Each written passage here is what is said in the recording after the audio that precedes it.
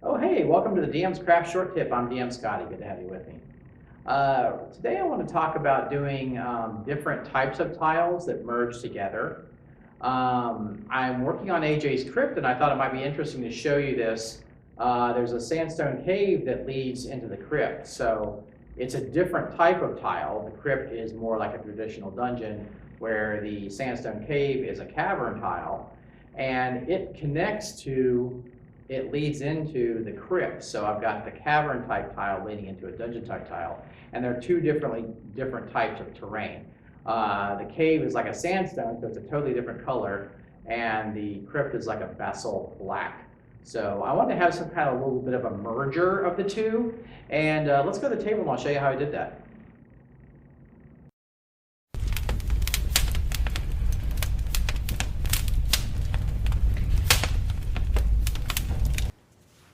Now here's a sandstone cave entrance, and I haven't done any detail on it yet, but I've just painted it.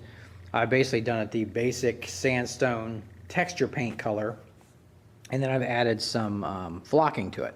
But I want to kind of have it so it's going into this crypt, AJ's crypt as a matter of fact, that is a different type of material.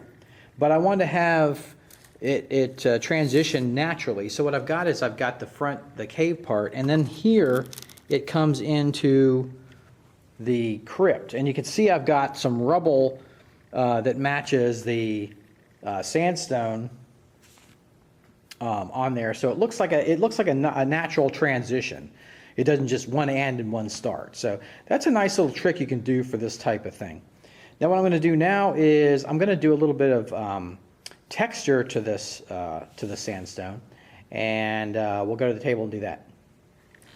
Now with this, unlike gray, I'm going to use a burnt umber brown to give the shading to this. Since it's a sandstone, it'll be a little different. So I'll do the walls, and then I'll run some on the. Also, I want to get that.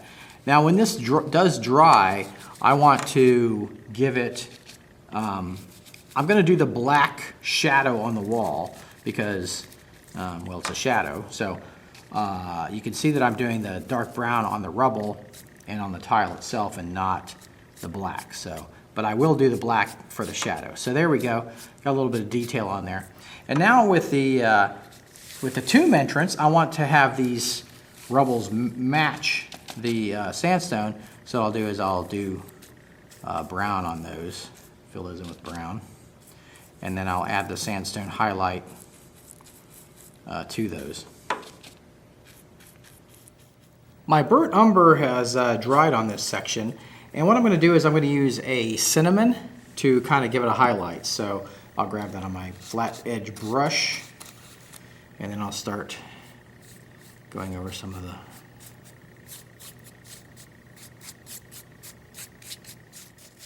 All right, I'm liking that. What I'm going to do is I'm going to let this dry for a minute, and then I'm going to add even a lighter shade to it. So let me get a closer look there. So there we go. Now, so I've got this cavern part finished, but I want to do a little bit on the transitional tile, because this cavern goes into an area that's not the same type of dungeon. It's this basalt crypt. Okay, so I put my rock on there, my flocking, and I'm going to take the same cinnamon and paint the rocks so they match that other tile. And then what I'm going to do is I'm going to do a little bit of dry brushing the transition, so it seems like there's a little bit of dust and that kind of thing that got dragged into this, or actually fell into it maybe after the long length of time. So what I'm going to use is a camel color, and it's just a bit lighter than the other, the cinnamon. So now I'll go over the rocks.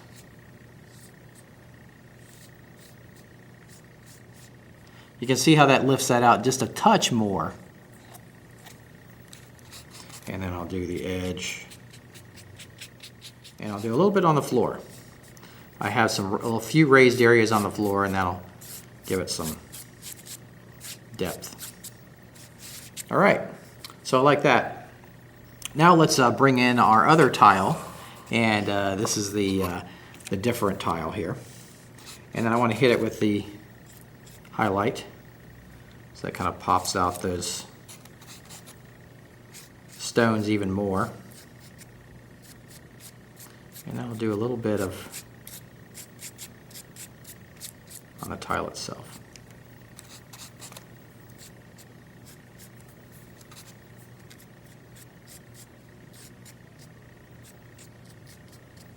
All right, so I think it's good now. We're all set. So let me give you a little bit closer look there.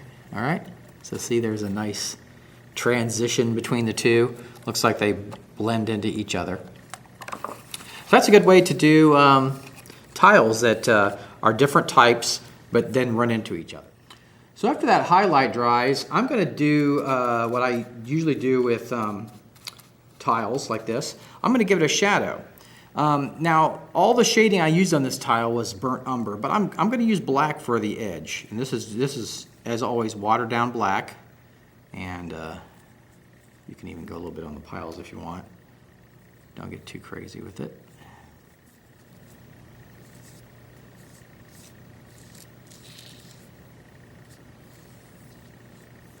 All right, there we go. So we have a nice shadow on the walls there. And now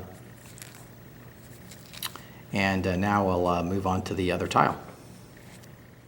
Now I'm not going to do the black edging like I do on the I did on the other tile, because this is a basalt black anyway, and you're not really going to see it. So I'm just going to leave that off there. I just highlighted the walls, and that'll be my accent for this one. So there we go.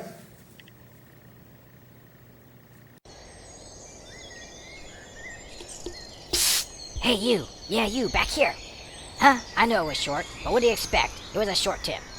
Watch longer episodes if you want. Jeez, and quit bugging me. Hey, and make sure you join the forum, too. I almost forgot. Oh, yeah, and have a magical, craftastic day.